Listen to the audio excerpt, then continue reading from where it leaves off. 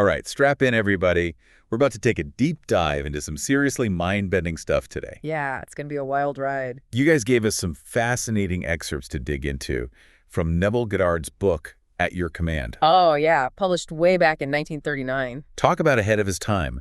This book is all about the power of consciousness and how it can actually shape our reality. Yeah, and I think what's so interesting is that Goddard was exploring these ideas long before they became, well, trendy in like the self-help world and all that. Right, like he was so ahead of the curve. Yeah, for sure. Okay, so get this. Okay. Goddard claims that Jesus wasn't performing miracles in the way we traditionally think of them. Oh, interesting. Instead, he suggests that Jesus was a master of his own consciousness, Okay. aligning it with his desires and basically like bending reality to his will. Right, so he's saying that Jesus was basically mastering his mind and his reality followed. Exactly. It's a powerful idea. So, okay, let's break this down a little bit. Right. Goddard says, man decrees and things come to pass. Hmm. So is he saying that, like, we can just wish for $1 million and it'll magically appear? Well, not exactly. Okay. It's, it's more nuanced than that. Yeah. It goes beyond just, affirmations or wishful thinking. Right. Goddard's really insistent that our consciousness shapes our reality. Okay. But it's not through, kind of superficial wants. Yeah. It happens through genuine belief. Okay. When we decree something, it's not about just like chanting it. It's about truly believing in it as if it's already your reality. So it's like instead of just repeating affirmations, it's more about like cultivating a deep inner conviction. Exactly. Yeah, like a knowing in your bones. Yeah, like you just know it's going to happen. That's it. It's about embodying the feeling of already having what you want. Mhm. And, Goddard argues that this is how Jesus operated. Okay. He didn't hope for miracles. He knew they would occur. Right. Because his consciousness was so aligned with that reality. Interesting. So this really challenges the traditional view of God, Oh, right? it does, absolutely. Like that idea of God as this, external being who grants or denies our wishes. Right. It's not about that at all for Goddard. No, not at all. So, okay, how does Goddard actually define God then? Well, he argues that actually we've kind of misunderstood God. Okay. God isn't this separate being from us, but rather God is our own awareness of being.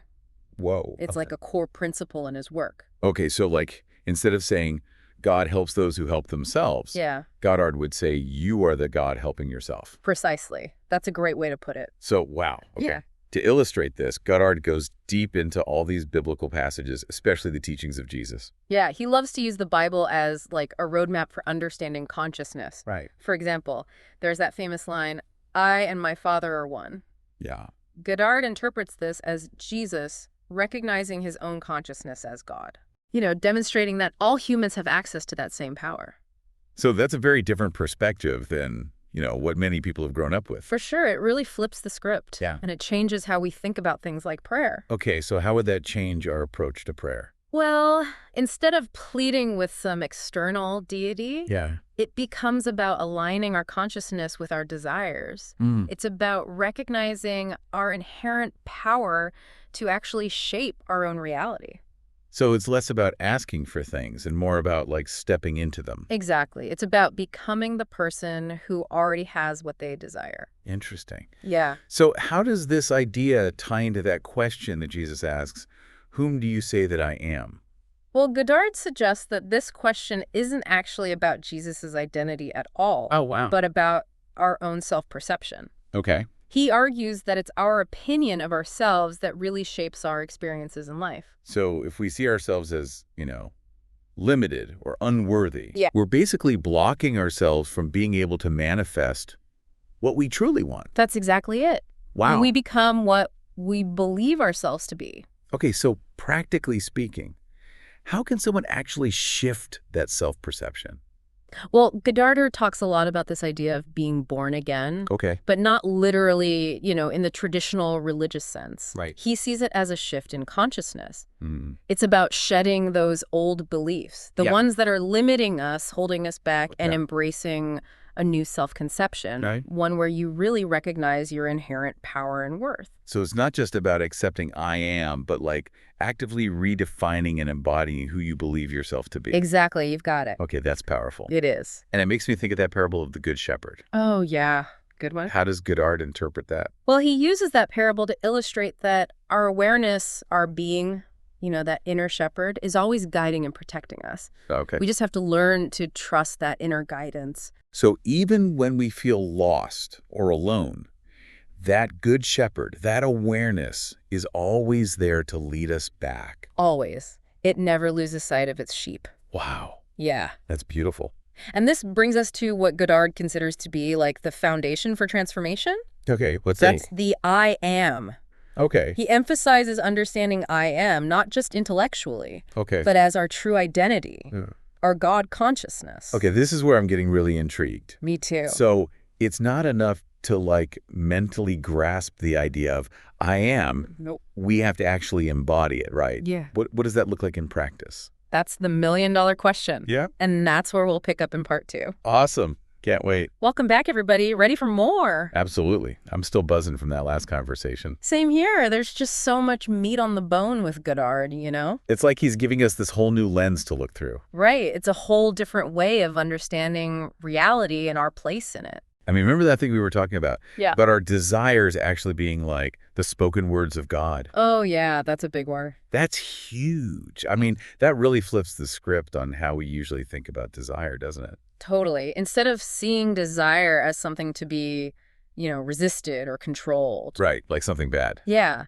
Goddard elevates it to this divine impulse, like a seed of potential with a blueprint for its own fulfillment. So instead of questioning whether a desire is good or bad, we should be asking, Yeah. what is this desire trying to teach me? Yeah. Where is it pointing me? Exactly. It's like our desires become a kind of internal compass, guiding us towards the experiences that will help us grow. I love that. Yeah. It takes all the guilt and shame out of wanting things. Totally. And Goddard actually goes even further. Yeah.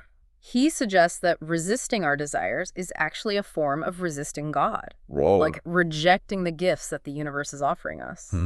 So it all comes back to that idea of alignment, right? Yeah. When we embrace our desires, we're aligning with our true nature, our God self. Precisely. But here's the thing. Okay.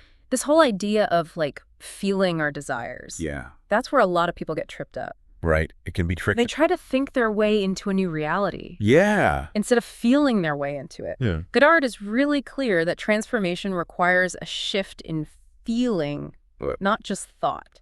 So give me an example. Let's say you want to manifest a new job. Okay, great example. So you're picturing yourself in this new job. Yeah. New office, new colleagues, all that. Instead of just visualizing it or writing affirmations about your dream career, Okay. Goddard would say, spend some time actually feeling the emotions you would experience if you already had that job. Oh, I see. Feel the excitement as you walk into your new office. Yeah. The sense of accomplishment as you finish a challenging project. Okay. The joy of collaborating with awesome colleagues. So it's about creating that vivid sensory experience in your imagination. Feeling the emotions as if it were already true. You got it. It's like you're rehearsing for the role you want to play in life. I like that. The more you embody those feelings, Yeah. the more you attract the circumstances that reflect them back to you. So powerful. And this is where that gratitude piece comes in, right? Oh, absolutely. Gratitude is key. Goddard talks a lot about giving thanks for what we want, as if we already have it. Yeah, it's like a magnet for abundance. Because when we're grateful for what we have, it opens us up to receive even more. Right. And when we're thankful for what we want, even before it arrives, we're affirming that it's on its way to us. So we're consciously aligning our energy with the energy of what we want. Exactly. Sending a clear signal that we're ready to receive. Okay, I love that. Now, Goddard often uses biblical stories to illustrate his points. Oh, yeah, he's a master of that. And I think one that really stands out is the story of the widow and the 3 drops of oil. Oh, that's a good one. Can you remind us of that story? Okay, so there's this widow, and she's facing financial ruin. Yeah, classic biblical setup. She's in debt. Her creditors are about to take her sons as slaves. Yikes. And all she has left is this tiny jar of oil. Oh, man, things are not looking good. Not good at all. But then the prophet Elisha comes along, and he tells her to do something unexpected.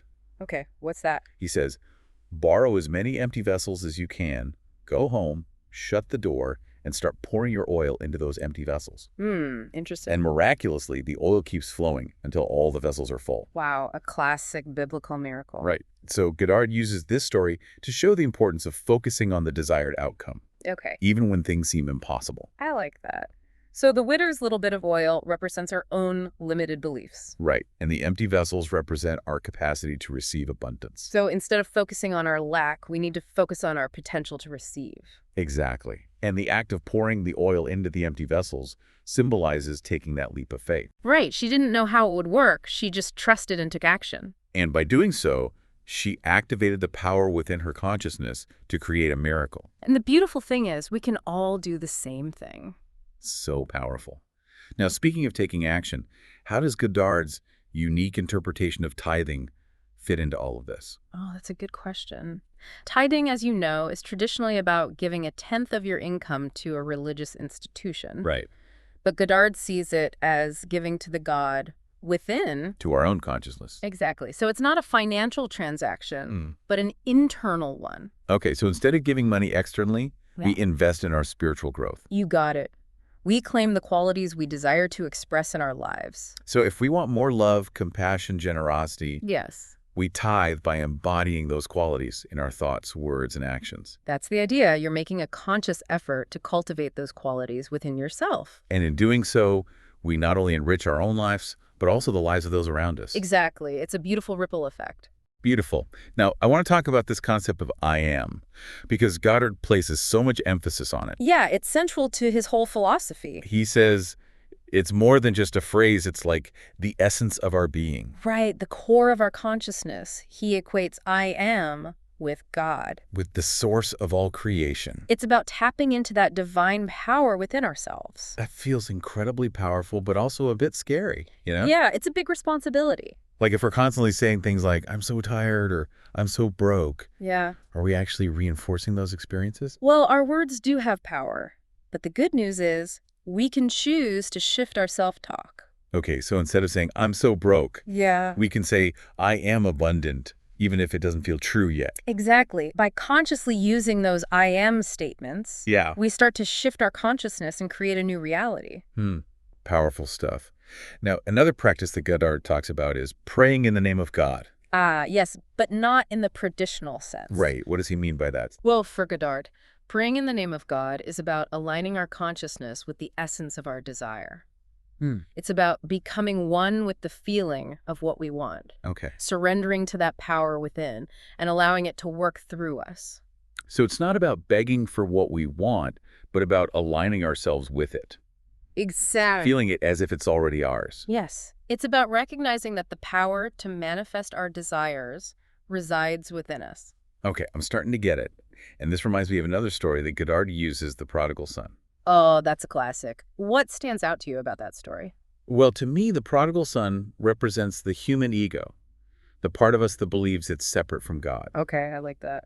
And when he wastes his inheritance and ends up in poverty, that symbolizes the suffering and limitation we experience when we forget our true nature. It's like we've wandered away from our true home. Yeah, when he returns home, that represents our awakening to who we really are. And that unconditional love from the Father, that represents the universe's unconditional love for us, no matter what we've done. Exactly.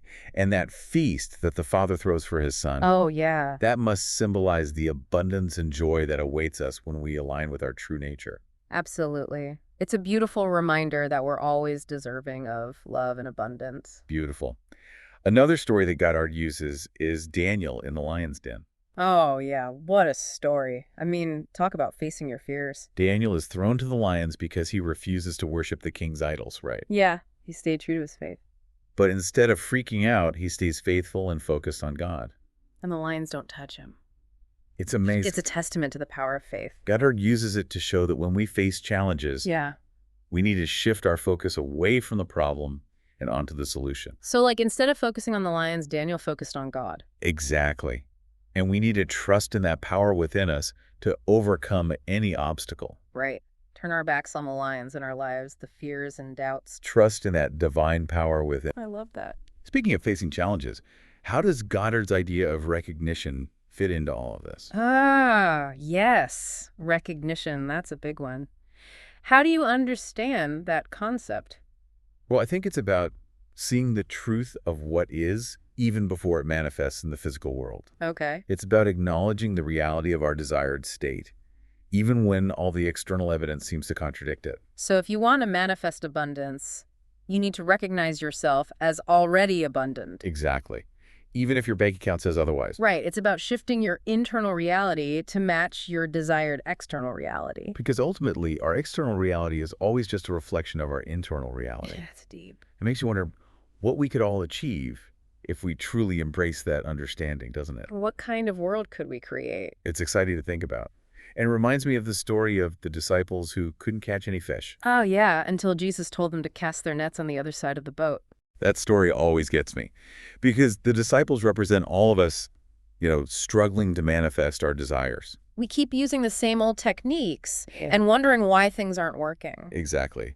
And then Jesus, who represents our own inner wisdom, comes along and suggests a new approach. And bam, they experience this miraculous catch. It's like a metaphor for how we can get stuck in our old ways of thinking and doing. Even when they're clearly not working. And sometimes, all it takes is a tiny shift in perspective, a willingness to try something new. To have a breakthrough. Exactly. And in a way, that's what Goddard is offering us. Yeah. A new perspective. A new set of tools. A new way of seeing ourselves and the world. He's not giving us all the answers, but he's giving us the questions to ask. The concepts to explore, the techniques to experiment with. He's empowering us to become our own alchemists. To turn our desires into reality. I love that. So as we wrap up this part of our deep dive into At Your Command, yeah, I'm left with this really thought-provoking question. Okay, what is it? If our consciousness truly is the God that shapes our reality, yeah, what kind of world could we create if we all mastered our awareness? Whoa, that's a big one. What would happen if we all tapped into that power? It's mind-blowing to even contemplate. If we all dared to dream bigger, believe in our ability to create a more beautiful, more just, more loving world. What if we stopped waiting for someone else to fix things? And started taking responsibility for creating the change we want to see. It's almost too much to imagine. But Goddard's work suggests that it's not only possible, it's our birthright. It's true, we all have that power within us. The question is, what will we create? Wow. I don't know about you, but my mind is officially blown. Yeah, me too. I mean, diving deep into Goddard like this, it really shifts things, doesn't it? For sure. It's like he's giving us this whole new operating system for life. Totally. And it all boils down to this radical idea, right? That our consciousness is the ultimate creator of our reality. Yeah. And it's both empowering and a little terrifying, isn't it? It is. It's a big responsibility, Because if I'm creating my own reality, well, does that mean I'm also responsible for all the bad stuff that happens? Right. That's the question a lot of people ask. Totally. But Goddard isn't about blaming ourselves. Right. It's more about recognizing that we actually have way more power than we realize to shape our experiences, both good and bad. Yeah, he's not saying that we're like victims of our circumstances, but we're also not like puppets of some external force. We're active participants, co-creating with the universe. Exactly. And one thing I really appreciate about Goddard is that he doesn't advocate for like trying to force things to happen. Yeah, it's not about like white-knuckling our way to our desires. No, not at all. He's all about understanding those natural laws of the universe and working in harmony with them. Especially how our consciousness works. Exactly. So it's about becoming conscious creators. Taking ownership of our thoughts, feelings, and beliefs, and using them intentionally to shape our reality. It's like waking up from a dream and realizing, hey, I'm the one holding the paintbrush here. I love that. So instead of obsessing over how things will happen, we focus on cultivating the feeling of what we want, right? Yeah. Like it's already real. Yes. And that's where all those practical techniques come in, like visualization. Oh yeah, creating those vivid sensory experiences in our imagination. Feeling the emotions as if it were already happening. It's like actors preparing for a role, right? They don't just memorize the lines. Right. They fully embody the character. They feel their emotions, their motivations. Exactly. We can do the same thing for the life we want to create. Totally. We can rehearse for it by cultivating those feelings. And then there's that gratitude piece. Ah, yes. Gratitude is like the secret sauce. It's like we're sending a signal to the universe saying, hey, I'm ready for this. Bring it on. And it's amazing how these principles are popping up everywhere these days. It's true, like in sports psychology. In business and personal development. It seems like the world is finally catching up to what Goddard was talking about all those years ago. Right. People are realizing they have more power than they ever imagined. It's a pretty exciting time to be alive, wouldn't you say? It is. I mean, what if we all really embrace these ideas? What kind of world could we create? What if we dared to dream even bigger? Believe in our ability to manifest a world that's more beautiful, more kind, more just. What if we stopped waiting for someone else to fix things and just started creating the change we want to see? Goddard's work suggests that's not only possible, it's our birthright.